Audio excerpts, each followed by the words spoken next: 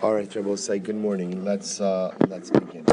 So first of all, our shir today is sponsored by Ari, Melissa, and Scott Gordon in the merit of a refuah shlema for Ruchama Leah Fega Sosia Bas Chava Breindel, and we hope that in the merit of our Talmud Torah, she has a complete and enduring refuah. Amen. All right, Rabosai, so let's begin today the new parak. So says the Mishnah, again, a lot of interesting Gemaras today. Hakusim ein lahem naziros. So the Gemara says the kusim do not have a concept of naziros. Now, Bosai, kusim means different things in different circumstances. If you look at Rashi over here, Rashi understands that kusim is a reference to Ovdei Kochavim, refers to idolaters. Shenadru ben naziros ein naziros chala alein umutar legalech v'lishtos yain otam lemesim. So if an idolater goes ahead and accepts upon themselves a neder naziros, that neder naziros is not binding. Noshim va'avadim yeshla naziros. On the other hand, women and servants. Again, when it says avadim is an eved is a reference to an eved kinani. So a non-Jewish servant, who again, both say, remember, a non-Jewish servant, when a Jew purchases a non-Jewish servant, that non-Jewish servant undergoes what we call a partial quasi-conversion, right? Therefore they become obligated in certain mitzvos already from the time that they enter into servitude. That conversion becomes complete upon emancipation. But again, very often that did not necessarily occur because emancipation for the Gentile servant, again, was often discouraged by the Torah. So the Gemara says the following. So therefore, again, Nashim va'avadim yesh lahem naziros. So women and servants do have a concept of naziros. They can become a nazir. However, they're not on the same level. Chomer b'noshim be'avadim, but there is a certain stringency that a woman's naziros has over a servant. How so? Shehu kofa es avdo ve'ino kofa es ishto. That a master could force his servant to violate his neder naziros, but a husband cannot force his wife to violate her neder naziros. Take a look at Rashi for just a moment. Chomer b'noshim be'avadim shehu kofa es avdo sha'eved she'nadar b'nazir. If an eved takes a neder naziros, yachar rabo l'chofo l'shtos yayin, the master could force him to go out and drink wine. Now, the reason for that is because, technically speaking, the guf of the eved, the actual body of the eved, is kanoi, is acquired, or is owned by the master himself. Aval ishto shenadra benazir eno yechola lekofa. But if a woman made a neder naziros, the husband doesn't have the right to force her to violate it. V'chevan shenadra v'shamar la v'lo hefer la shuv eno yachal lahafer. Because you also remember, by a woman, if a husband doesn't like the neder, he always has the possibility to what? We learned this earlier, to annul it, right? And again, if he does not exercise his right of annulment in the window of annulment, then l'maisa again, he gave up, he abdicated that right, no longer has the ability to do so. So says the Gemara. Katani, hakusim ein lahem naziros. So also the Mishnah said that non-Jews, right, Gentiles do not have the concept ultimately of naziros. So the Gemara says, minahani mili. So where do we know this from? Where do we know this from? The Tana Rabbanon, because the rabbis taught. Daber al bnei. So also remember, what the Gemara is picking up on is the Mishnah just made a statement of hakusim ela naziros, that there is no naziros by non-Jews. But the Gemara, of course, the Mishnah did not qualify that statement. Although again, it's interesting to point out, no one argues on it, which means everyone agrees that there is no naziros for an akum. So asks the Gemara, so where do we know that from? The Tana Rabbanon, because the rabbis taught Daber al bnei Yisrael. So remember, the pasuk that they're talking about over here is Daber al bnei Yisrael. Amarta alehem isha kiyafli lindor neder nazir lahazir lahashem. So the pasuk by Nazir says, Daber al bnei Yisrael, speak to the Jewish people. So what does the Gemara darshan? Daber al bnei Yisrael v'lo la'ovdei kochavim. So both said the drasha is Kodesh Baruch Hu says to Moshe Rabbeinu, speak to the Jewish people, and this is dafka a halacha that is related to the Jewish people, and what? And not to non-Jews, not to Gentiles. Va'amarta alehem, but you shall say unto them, because we also remember now that va'amarta alehem is a redundancy, right? It's daber al bnei Yisrael va'amarta alehem, then it goes into isha kiyafli lindor neder nazir lahazir laHashem. Now the truth is, so daber al bnei Yisrael, the Gemara says, teaches me that this is a concept that applies to Jews and not to Gentiles. But why does it have to say va'amarta alehem, say unto them? To which the Gemara explains the Rabbos es ha'avadim. So va'amarta aleim, say to them. Dabra b'nei Yisrael is one group. Va'amarta aleim means say to what? To another group. Who is the other group that is being included in Nazirus? The Rabbos es ha'avadim. That comes to include servants. And it tells me again that servants, that slaves, are not are subject to laws of Nazirus, but are in the parsha of Nazirus. So meaning if an Eved Kenani would want to become a Nazir, he has the ability to do so. So the Gemara says, Lama likra, but why do I even need a pasuk for this? Ha'amrit, we've already established a principle, Kol mitzvah sha'isha chayeves ba, Evet chayiv ba. But we already have a previously established principle that any mitzvah that a woman is chayiv in, ultimately, an Eved is chayiv in. Another Zabal said that works both ways. Meaning, what that really is more important is about the P'tur. That just as a woman is exempt from mitzvos aseh shazman grama, time-bound commandments, so too an Eved Kanani is exempt from mitzvos aseh shazman grama. So what the Gemara is asking over here, what the Gemara is asking over here is this idea that if we've already established that women are in the parsha of Nazirus, then why do I need the extra phase of Amarta Aleim to teach me that Avadim are subject to the laws of Nazirus? Take a quick look at Rashi. Ha'amrit, the Meseches Kiddushin, Kol mitzvah sha'isha chayaves ba. The Gemara in Kiddushin says any mitzvah that a woman is chayiv in, the chayvan sha'isha chayaves ben Nazirus, kidichsev isha israbelu nami avadim. So it says here the kasha, you're telling me Dabra b'nei Yisrael teaches me that Nazirus only applies to Jewish people and not to Gentiles, and Va'amartalim comes to include Eved Kenani. Why do I need Va'amartalim to include Eved Kenani? Very simple. I'll just simply say that's what?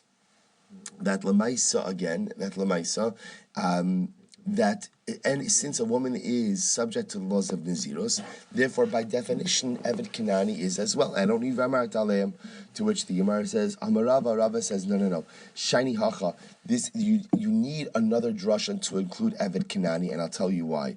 Shiny Hacha, this case is different. The Amarkra, because the pasuk says, Le'esar isar al nafsho. The pasuk, when speaking about generally nidarim, this is ki ish ki yidar nedar laHashem o yishava shvua le'esar isar al nafsho, to prohibit something on his, literally on his soul. B'mi shenafsho kinuyalo. I would have thought that in general the laws of nidarim, of which Nazir is a part, only apply to who? Someone who could be oser iser al nafsho, someone who goes ahead and can prohibit something on his nefesh, which means Ratabosai, someone b'misha nafsho kinuyalo, someone who, so to speak, owns himself. Yatsa eved she'ein nafsho kinuyalo. But Rabbi saying Eved Kanani is different because an Eved Kanani is the property of his master. Hoil ve'ei nafsho kinuyalo, since he does not own himself, so to speak, I would have said Ema Nazir, Gima Gabi Nazir, Namilo. I would have said that therefore perhaps he does not have the ability to make a Ned Nazir. So we'll say, see what's happening over here? What the Gemara is saying is like this. You see, I would have thought that since when it comes to Nadarim, the general parsha of Nadarim, the Lashon the Torah uses is Le'esar Isar al Nafsho, to prohibit something on your soul, on your body, on your person. The laws of Nadarim, Nazir being a part of that, only apply to someone who owns themselves, so to speak. But someone who cannot say nafsho, that I own myself, that I'm in control of myself, ultimately perhaps is not in the parsha of Nedarim at all, and therefore can't become a Nazir. Therefore, again, the Gemara says, Kamash Malon, no. Kamash Malon, that's what? Kamash Malon, therefore the pasuk says, Va'amarta aleim, to go ahead and teach us that Havamina is incorrect, and that Avadim are indeed in the parsha of Nazirus. Amar Mar. So the Gemara goes right to Dabra b'nei Yisrael v'lo la'ovdei kochavim. So let's go back for just a moment. So now what we've established is that Dabra b'nei Yisrael teaches me that the laws of Nazirus apply to Jews and not to non-Jews. And the extra phrase va'amar talem, speak to them, means another category that's being included in Nazirus, and that's who? That's Avadim. But why aren't Avadim automatically included once women are included? Because Lemaisa, again, since by Nidarim it has the lashon of La'asar Isra al Nafsho, I would have thought only someone who owns Nafsho, but someone who's not in control of themselves, doesn't own themselves, is not subject to laws of Nadarim. Kamash Malon va'amar talem tells us that Avadim are also included in Nadarim. Fine. Now we're going back a little bit. So you told me, says the Gemara, Amar Mar Dabra b'nei Yisrael of the Kochavim. So you're telling me now that the way we know that a Gentile is not part of the laws of Nazirus is because of the phrase Daber al Bnei Yisrael, that's an exclusionary phrase and only means Jews and not non-Jews. The Gemara says that's true. V'chol heicha dichsev Yisrael, v'chol heicha dichsev Yisrael, ovdei kochavim lo. Is that true? Every single time the Torah phrases something as Daber al Bnei Yisrael, it only applies to Jews and not to Gentiles. V'ha gabe erchin. But I will say, what about the laws of erchin? Now remember, what are the laws of erchin? Laws of erchin is an erech vow, is that a person could go ahead and pledge their value to the Beis Hamikdash. Now remember, the way it works with erech vows is that the Torah goes ahead and gives objective amount. So if you're 20 to 50 non-smoker, you have where's Aryeh?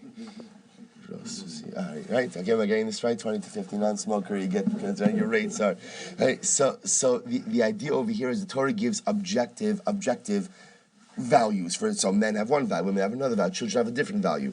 So Moses says, listen to this. So when it comes to erchin, dichsev dabra b'nei Yisrael. So the pasuk says dabra b'nei Yisrael v'amart aleim ish kiyaf. Sorry, I'm reading the wrong pasuk. Yeah, dabra b'nei Yisrael v'tanya. B'nei Yisrael ma'arichin, ve'ein ha'ovdei kochavim ma'arichin. So we learned in our Brayso, interestingly enough, that this teaches us that only a Jew can make an erech vow, but a non-Jew can't make an erech vow. Yachol lo yu nerach. And I will say now, I might have thought, therefore, a Gentile could also not be subject to the laws of an erech vow. Meaning, let's say my Gentile neighbor is having an important occasion. I want to make a donation to their honor. So I decide to make a donation to the Beis Hamikdash in their honor. So I want to go ahead and pledge the value of my Gentile neighbor, Joe Smith. So I might have thought that, therefore, again, the same way that Joe, the Gentile, can't go ahead and make an erech vow, he also can't be the subject of an erech vow, to which the Gemara says, Talmud Lomar Ish. The pasuk therefore says Ish. The Bible says Ish is a general term that means what? All people. That as much as it's only Bnei Yisrael that can make the erech vow, anyone could be the subject of an erech vow. Because remember again, an erech vow is you're pledging the value of a particular individual. So as much as the ability to make the vow is limited to Jews, but the ability to be the subject of the vow is Jew and Gentile, like based on what? The general amorphous term of Ish, to which the Gemara says, so why is this important? So you see over here that as much as the section of Erchin has Daber el Bnei Yisrael, that the laws of Erchin are not limited to Jews. So this goes ahead and this challenges what we said before, because before the Gemara wanted to say, anytime it says Daber el Bnei Yisrael, that automatically means that these concepts apply to Jews and not to Gentiles, to which the Gemara says, so this case is different, meaning this case being Nazirus. Nazirus is different. Why? Meaning, how do we know that a Gentile? So therefore, again, we actually need to find now an alternate source to teach me that a non-Jew can't become a Nazir. So where do I know that from? So I'll say it's different over here because the pasuk by Nazirus says that he may not become tameh for his mother or his father. Therefore, what do we see from here? B'mi sheyesh lo av. So you see from here, it only applies to someone who has a legal relationship with their parents. Yatsa oved kochavim she'ein lo av. This comes to exclude a Gentile that doesn't have a legal relationship with his father. So the Gemara says, Lamai, what are you talking about? Meaning that's not true. What do you mean that a Gentile doesn't have a legal relationship with his parents? If you want to say they were talking about a legal relationship in terms of inheritance, so that's not true. There is a relationship, a parent-child relationship by inheritance, even by non-Jews. That in fact, a non-Jewish son inherits his father from a biblical level, because what does the pasuk say? Ki Yerusha le'Esav nasati es har seir. Because literally, HaKadosh Baruch Hu says, "I have given to Esav as Yerusha, as an inheritance, har seir." So the Gemara understands what that means is that the laws of inheritance, on some level, apply to Gentiles on a biblical level as well. So what does it mean when the Gemara says over here that only someone who has a relationship with their parents? Ela b'misha musra kibut aviv. So the Gemara says, rather, the only person who is in the parsha of Nazir is what? Someone who is commanded regarding honoring of his parents. Now, this is actually quite interesting as well. If you take a look at Tosfos for just a moment, so Tosfos says, Mishem Musar al Kibud Av, Aval Oved Kochavim Lo Musar. So Tosfos says that a non-Jew is not commanded, is not obligated, bless you, in Kibud Av Va'im, in honoring parents. I will say, if we have time, I'm going to come back, I'm going to share with you an amazing piece on this, because this sounds strange, because often we assume that Gentile nations are bound by a normative code of interpersonal human conduct as well, which would require honoring of parents. So we'll come back to this. Tosfos clearly says that there is no mitzvah of Kibud Av Va'im from a Gentile to his parents. We'll come back. So the Gemara says that. Oh, so good. We're gonna. If we have time, I have a rivan that I want to share with you. So the Gemara says the following. The Gemara says, but one second. Miksiv kabedes avicha gabe Nazir. So also remember. So look what the Gemara is trying to do now. The Gemara is trying to say that by Nazir it says la aviv u'li'imo lo yitama, that the Nazir can't go ahead and become defiled, even if it could become tamei, even if his parents die. So the Gemara is suggesting, based on that, who could become a Nazir? Only the kind of person who is obligated in Kibud Av Va'im. So the Gemara says, where do you get that from? There is no mention. All the Torah talks about by Nazir is Tumah. The Torah doesn't talk about Kibud Av Va'im. El miksiv kabedes avicha gabi Nazir. Elo omakra la'aviv limo. So rather, when the pasuk says to his mother, to his father, lo yitama, b'mi sheyesh lo tumah. Who Rabbosai is in the parsha of Nazir? Only someone who is subject to the laws of Tumah. However, Amud Beis, Yatsa Oved Kochavim She'ein Lo Tumah. This comes to exclude the fact that the pasuk says that he may not become tamei to his mother and his father if they die, indicates that only a person who is subject to the laws of Tumah can become a Nazir. But an Oved Kochavim, a non-Jew, a Gentile who is not subject to the laws of Tumah, is not in the parsha of Nazirus. So I asks the Gemara, She'ein Lo Tumah Minal and Delaslu. How do you know that? The Gemara says, I'm sorry. So She'ein Lo Tumah Minal the less Lo Tumah. So how do you know? How do you know that an Oved Kochavim is not subject to the laws of Tumah? Meaning, where do you know that from? Amakra the ish asher lo yitama v'lo yischata. Because the pasuk says, v'ish asher yitma. V'ish asher yitma v'lo yischata. V'nichrasa hanefesh shahi mitoch hakal. So what is this pasuk talking about? This is talking about an individual who was tamei. V'lo yischata means, and he did not become tahar, and then he enters into the Beis Hamikdash without undergoing a purification process. So meaning he enters into the Beis Hamikdash while tamei. The halacha Rabbosai for entering the Beis Hamikdash while tamei is kares. So the Gemara says from here, Yatza zeh. So mitoch hakal b'mi sheyesh lo kal. So we see again who is included, who ultimately is included in the laws of Tumah. For someone who has a kahal, someone who is part, ultimately, again, of Kal Yisrael, part of the nation, Yatzazeh She'ein Lo Kal. However, it comes to include this Gentile, who is not part of the Kal, to which the Gemara says, so now we're proving from that a Gentile is not subject to the laws of Tumah. So the Gemara says, Mimai, I don't understand why you say that. Dilma Karesu Dilo Mechayiv, Aval Itmuye Mitmu. So the Gemara makes an interesting suggestion. Maybe it's like this. Maybe the non-Jew is just not subject to the penalty of kares, but the non-Jew is still subject to the laws of tumah. Meaning, maybe kares is a din, because remember, the Gemara is picking up on that word hakal, but kal is v'nichrisa hanefesh ahi mitoch hakal. So maybe the din of kares only applies to someone who's part of the kahal, but the din of tumah applies to everyone, Jew and Gentile alike. To which the Gemara says, no. Amakra v'hiza hatar al hatame. The pasuk says, again, literally, the tahar one will go ahead and sprinkle upon the one who is tamei. The Gemara understands that there's a linkage between these two concepts. Kol sheyesh lo tara, yesh lo tuma. The kol she'ein lo tara, ein lo tuma. It will say any person who has tara, the concept of tara is the concept of tuma.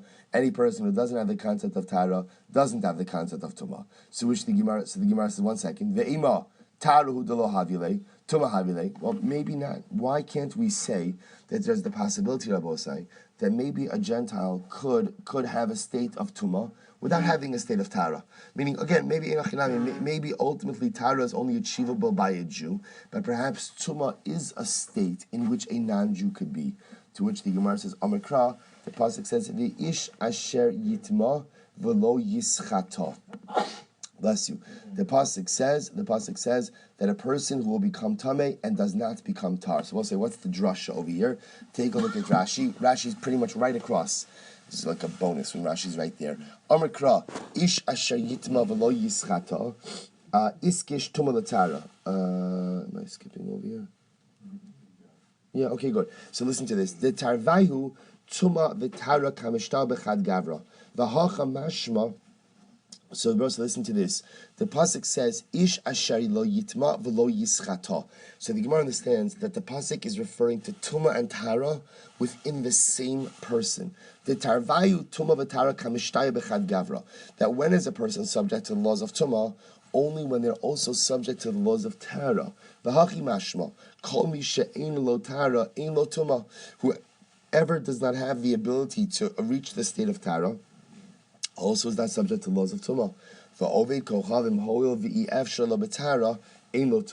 And therefore, because we have demonstrated that an ovid kochavim can't achieve a level of tara, ultimately he's not subject to the laws of tumah. Which Shabbos says. So, if you think about it, at the end of the day, is a very logical argument. Tumah and tara are two sides of the same coin. So, Lamaisky, what the Gemara is essentially saying is, if you can't become tahar, then you're not subject to the laws of tumah. Therefore, once we've established that a Gentile is not subject to the processes of tara, therefore, by definition, they cannot be subject to the laws of tumah as well. Rav Achar bar Yaakov Amar. Rav Yaakov bar Achar said the following. He said, now understand, just to keep your eye on the ball over here, so why is this important for us? Because remember, what are we trying to figure out still? We're trying to figure out why a non-Jew is not subject to the laws of Nazir. That's what we're trying to figure out. Remember, first suggestion was because it says Daber al Bnei Yisrael, for Jews and not Gentiles. To which the Gemara says, well, that's not true. There are other cases of Daber al Bnei Yisrael where what? Where the halachas do apply to non-Jews. To which the Gemara says, you're right. We're learning it out from the phrase Lo aviv ulimo lo yitama. That who's subject to the laws of Nazirus? Only someone who's subject to the laws of Tumah. But someone who's not subject to the laws of Tumah, like a Gentile, is not subject to the laws of Nazirus. And now we've just proven that a Nazir is not subject to the laws of Tumah. Why? Because he's not in the parish of Tara. So if you're not in the parish of Tara, you're not in the parish of Tumah either. Fine. Rav Achar bar Yaakov Amar Shani Hacha. Rav Yaakov bar Achar said that really the case of Nazirus is different even than Erechin. Why? Because the pasuk says, "V'esnachaltem osam livnechem acharechem," because the pasuk says literally, "You shall give them over." Visnachaltem, I guess you shall cause them to be inherited to your children after you. So we'll say, remember again, this is talking about Eved Kanani. That an Eved Kanani is property to the Jewish master, and when the Jewish master dies, the Eved Kanani is inherited by the heirs, by the children of the deceased. So Visnachaltem osam levnechem acharechem. Kosh yesh lo nachala, yesh lo tumah. Both say whoever has laws of inheritance, whoever is able to bequeath something to the next generation, has the laws of tumah. V'chol she'ein lo nachala, ein lo tumah. And whoever does not have nachala also is not subject to tumah. To Rav say, so take a look at Rashi for just a moment. What's happening over here? Rav Achar bar Yaakov Amar Shani Hacha. Gabe Nazirus, Taima Mai Im Itulo Ovdei Kochav Min Nazirus. Why is it? Rav Achar bar Yaakov is trying to go ahead and give another reason as to why a non-Jew is not in the parish of Nazirus. So says Rav Achar bar Yaakov, why is it that a Gentile is not in the parish of Nazirus? Ksiv hacha lo avivu limo lo yitama. So it says by Nazirus that a Nazir may not become tummy to his mother and father. V'hasam ksiv visnachaltem osam livnechem acharechem laresha sachuza. And it says, you shall cause them to be inherited to your children after you for an eternal portion. Kol mi sheyesh lo nachala lo horish lebanav esavadav. Tiber lecha kasav gabe Nazir sheyesh lo avvaim kedichsiv la avivu limo yesh lem tuma v'hani ovdei kochavim hoil ve'ein lahem nachala kadei lahorish avdol libno kedichsiv v'gabe mneat Hashem agarim imachem mehem tiknu. Suppose says, listen to this. What the Gemara, what Rav Achar bar Yaakov is doing is a very interesting linkage. He's linking ultimately the avivu limo by Nazir to this nachaltem osam livnechem acharechem. What's the definition of a ben? What's the definition of a ben? Ultimately, who can't become tummy for his parents when he's a Nazir, it's the type of ben who what? Who could inherit from his parents. But a ben who cannot, and specifically an eved from his parents, but a ben who cannot inherit an eved from his parents, ultimately, again, is not subject to the laws of la'avivu limo lo yitama. Now, what does this mean? Now, let's say, understand, we just proved on Amud Aleph that a Gentile does inherit from his parents, meaning a Gentile son does inherit from his Gentile father, Divar Torah. However, that will not be true for Avadim. For example, if you have a Gentile family that owns Gentile servants, and the father Gentile dies, so ultimately those servants, from a biblical level, do not pass down to the children. It's only Jewish servant owners who pass down those servants to their children. Again, it does not happen from Gentile servant owners. So the idea over here, so if again, it's much more of a convoluted drasha than the one we just had before, but nevertheless Rav Acha Bar Yaakov is advancing it. So therefore, again, on one hand it says by Nazir, la'avivu limo lo yitama. So what kind of son is subject to these laws of Nazirus? What kind of son, if he's a Nazir, cannot become tummy for his parents? The type of son who what? V'isnachaltem osam livnechem acharechem. The type of son ultimately who could go ahead and inherit a servant from his parents. What type of son could inherit a servant from his parents? Only a Jewish one. Therefore, Rav Acha Bar Yaakov says, you see from here that a Gentile is excluded from the laws of Naziros. Ela Amar Rava. So rather, Rava says the following. Bishlam agabe erchen shenemar b'nei Yisrael. So I understand by erchen it says, Dabra b'nei Yisrael, b'nei Yisrael ma'arichen. Remember, what do we learn from there? We learn from there that Lamaisa again, Ovdei Kochavim, ultimately Jews can make erech vows, but ultimately non-Jews cannot make erech vows. Yachol lo yu merachim. So I might have thought that therefore they also cannot be they can't be a subject of an erech vow. Talmud Lomar Ish. Therefore, the pasuk says Ish. Ish is a general statement to tell me that all men, all people, could be subject of the laws of erech vows. So the Gemara says Hacha b'nei Yisrael nozrin mevi'in karban. Ve'ina ovdei kochavim nozrin mevi'in karban. So the Gemara says, I might have thought that's what. So maybe let's apply this to here. So perhaps when it comes to Naziros, so why don't we say the following? That although, so remember, so Erchan gives us an interesting model. So what Erchan tells us is, the Dabra B'nai Yisrael teaches me that the ability to make an erech vow is limited to a Jew. However, again, Ish teaches me that anyone could be the subject of an erech vow. So why don't I make a similar argument by Naziros? And why don't I say the following? Hacha B'nai Yisrael nozrin u'mavi'in karban. So perhaps I would say that maybe by Naziros, a Jew, when he becomes a Nazir, undertakes a Naziros, and also has to bring concluding sacrifices, maybe the Ovdei Kochavim can become a Nazir, but what? He just doesn't bring karbanos. The Gemara says, Yachol af lo yu Nazirin klau. But maybe you'll posit that they shouldn't become Nazirin at all. That's not true. Tawalomar Ish. We have an Ish by Nazirus also. And if you're going to tell me that Ish by Erchen teaches me that, what the Gemara is suggesting is like this. What the presence of Ish teaches me is that a Gentile is permitted to go ahead, is permitted to partake or permitted to participate in the particular law the Torah is discussing, just not in the same capacity as a Jew. So, for example, Ish by Erchen teaches me that what? That a Gentile can't make an erech vow, but can be the subject of an erech vow. So the Gemara is floating the idea. It says Ish by Nazir also. So maybe Ish by Nazir teaches me that a Jew becomes a Nazir and offers karbanos for Naziros, but perhaps a Gentile could become a Nazir but can't offer up the karbanos of Naziros. I'm sorry? It doesn't need right now. We don't have to make a logical argument. We're making an Ish argument. You're telling me that the presence of the word Ish is an inclusive statement that includes the Gentile in this concept in a more limited fashion. If that's true by Erech, why wouldn't that be true by Naziros? To which the Gemara says, Amri, imishum karban lav mehachanafka.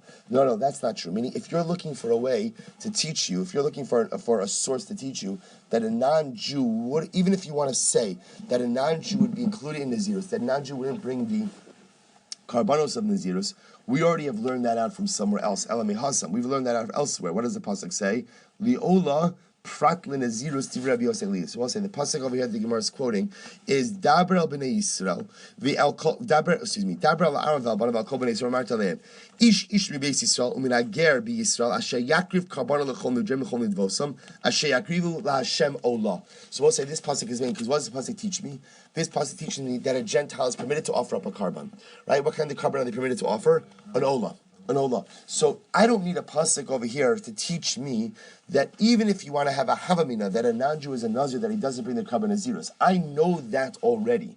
How do I know that already? Because the pasuk by Ola, the word Ola teaches me that although a non-Jew is permitted to bring a carbon, he's only permitted to go ahead and bring an Ola, prat Nazirus. So therefore again, let's float another suggestion. Ema. So remember, what the Gemara is essentially doing over here is challenging the idea. We've now established in two different ways the idea that a non-Jew is not subject to the laws of Nazirus. We've established that already. The Gemara now is going back and questioning that. And the reason the Gemara is questioning that is because of the presence of the word Ish in the section of Nazirus. Because taking the Erchin model, Ish teaches me that although the primary halacha or mitzvah is given over to a Jew, there is the possibility for Gentile participation. Why doesn't Ish by Nazirus also allow for that? So the Gemara is floating a couple of different suggestions. Ema, Bnei Yisrael, Nozrin v'Nazirus Olam, ve'ina Ovdei Kochavim, Nozrin Nazirus Olam. So why don't you say the following? That maybe a Jew is permitted to become a Nazir Olam, but a Gentile cannot become a Nazir Olam. You might have thought that maybe a non-Jew shouldn't be able to become a Nazir at all. Talmud Lama Ish. Therefore, the pasuk says Ish, and I'll also remember again, Ish teaches me that's what? That perhaps a non-Jew should be included in Nazirus as well. To which the Gemara said doesn't make sense. Rabbi Yochanan Miksiv Nazir Olam. Does the Torah ever discuss a Nazir Olam? Therefore, that suggestion is scrapped. I Ema b'nei Yisrael medirin b'neihem b'Nazir ve'ina ovdei kochavim medirin b'nei b'Nazir. So we learned this earlier. Maybe the distinction. Remember, we're trying to discuss the idea that perhaps there is some level of Gentile participation in Nazirus. So maybe the distinction is like this. A Jew has the ability to go ahead and administer a Neder Nazirus to his child. We learned this already, and perhaps a non-Jew does not have that ability. So the Gemara says, maybe that's the distinction between Jew and non-Jew. Maybe you'll say, Yachol lo Yehu Nazirim. Maybe you'll say, but a non-Jew shouldn't be able to become a Nazir at all. Tamalomar Ish. Therefore, the pasuk says, Ish, that a non-Jew should be included.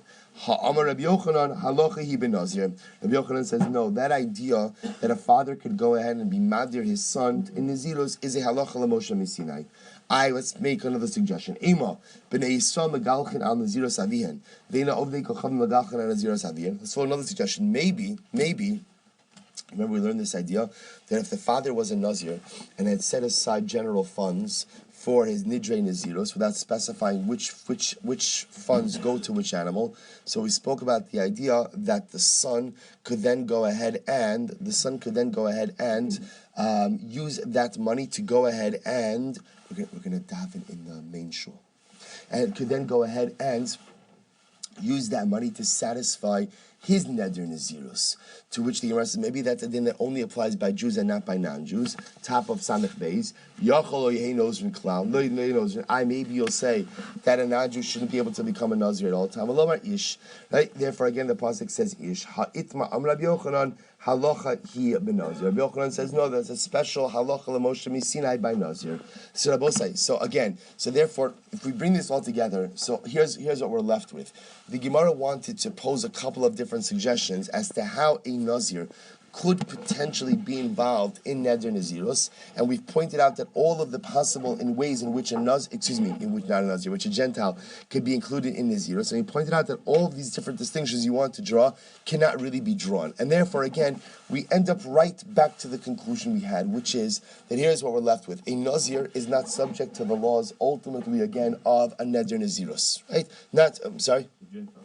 I keep saying Nazir, right? Sorry. A Gentile, an Akum, is not subject to the laws of Nazirus. So how do we know that? So remember, bottom line, the Gemara has given us two possibilities. Either Dabra al Bnei Yisrael, and that means Dafka to Jews and not to non-Jews, or perhaps the more accepted possibility, which is, again, number of different drushes, but it appears, La'avivu li'imo lo yitama, only to one who is subject to the laws of Tumah, but an akum who is not subject to the laws of Tumah, therefore again does not go ahead and is not shaykh, or it does not have a place in the laws of Naziros. Or the truth is, there's a third possibility, which was the drasha of Rav Acha Bar Yaakov that linked ultimately Naziros to Yerusha. Okay, either way you cut it, the Gemara says the bottom line is a non-Jew in Akum does not have shaykhus to the parsha of Nazir. So we'll say we're going to stop over here. We're going to pick up, but I just want to share with you. I want to go back for literally 2 minutes. I have 2 minutes.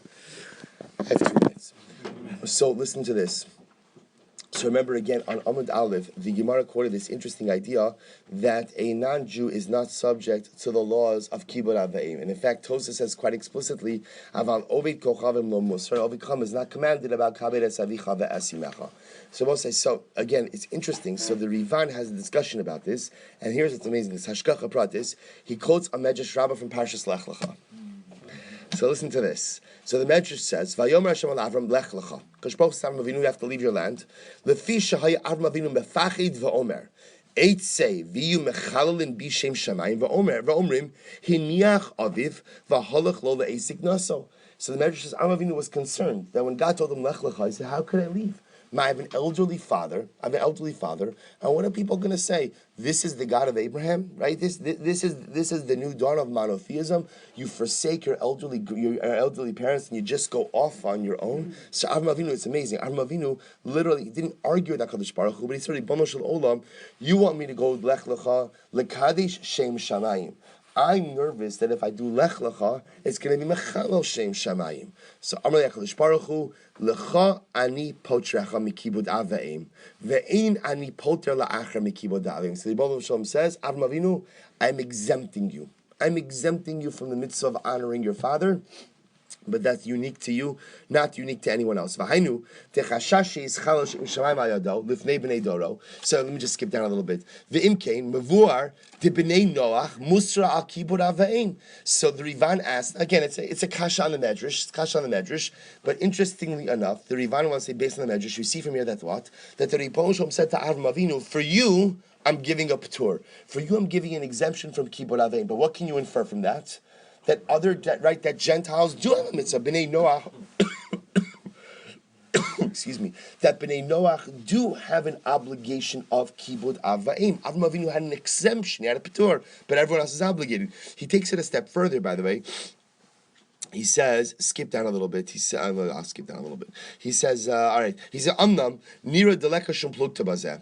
He says, the choma shekasav b'gemara de'ina mutzah. But there's another piece to this, which is that the Rivan points out that part of mitzvahs b'nei Noach is what's called a mitzvahs sichlis.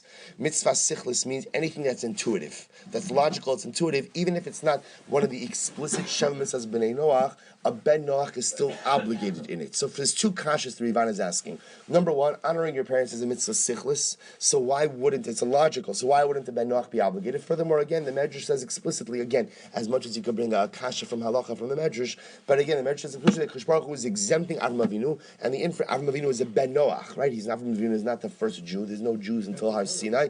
I'm sorry. He kept the Torah, whatever that means, right? Whatever that means, not as a binding system, but whatever it is. So the Maisa, again, we'll talk about that tomorrow about Avram Avinu and Torah. So the idea over here is, so that why wouldn't the non-Jew be obligated? This is what the Rivan says. It's amazing. He says, "Amnam nira deleka shum plukta." So you remember what he's saying, and this you're not going to hear this often. There's a machlokes Tosafos and Medrash, right? So what's the machlokes? Says the Rivan. There's no machlokes. Listen to this. The chol mashakasa b'gemara de'ina mitzvah alzeh. Hainu she'in tzarich lechabed la'aviv v'imo ki Yisrael. Kigon la'achilo ula'ashkoso ula'halbisho kibikidushin ayin sham. Umeidach mashakasa b'shtzabed the mitzvah alzeh. Hainu da'al kol panim asrlo levazoso.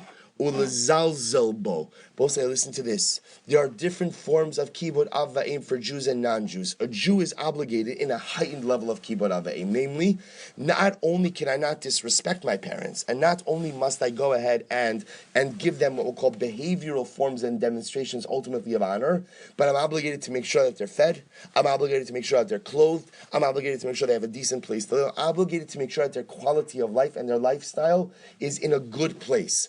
A non-Jew, says the Rivan, does not have that same level of kibud avayim. A non-Jew's kibud avayim is a mitzvah to what? To never, God forbid, to disrespect or to disparage parents. But they do not have the same levels of what's called kumaseh, of actively going out of their way to honor the parents. And he says, therefore, umeidach mashchasa bebeishis rabba de mitzvah azeh hainu de alkol panim aser lo levazos lezalzel bo. And he goes on to explain v'chein heichadim lo yichabidos lo yidei latrachav dichashiv lezalzel kabov dar Avinu d'mashet. So what is Avinu concerned about? Avinu is concerned about that lamaisa, again, if I leave now and I don't take care of my father, is that not a zilzul? Is that not a degradation to my father? To which Chalish Baruch Hu said, it's a good kasha, but I'm exempting you. He says again, the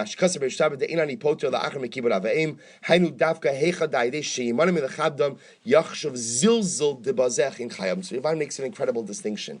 So first of all, again, he explains, and therefore Tosas is not arguing. When Tosas says, an ovid kochavim is not commanded or not obligated, it means an ovid kochavim is not obligated on our mitzvahs aseh of kabed es avicha ve'esi mecha. We have a heightened level of kibud avayim where we must make sure not just to only avoid disparaging or disrespecting parents, we have an active obligation to make sure that all of their physical needs are met to the point where, so you know, there's a machlokes in the Gemara as to whether or not who's obligated to pay for that, right? Does that money to care for my parents come from my parents' money or does it come from my money? So Shachar Paskins, it comes from parents' money. But Lamaisa, if the parents don't have money, so who has that obligation? The children have that obligation. So that's the mitzvah kibud avayim by Jews, by Gentiles, by Bnei Noach. The binding mitzvah of kabed es avicha v'esimecha is only to avoid zilzul, to avoid any kind of degradation or disrespect.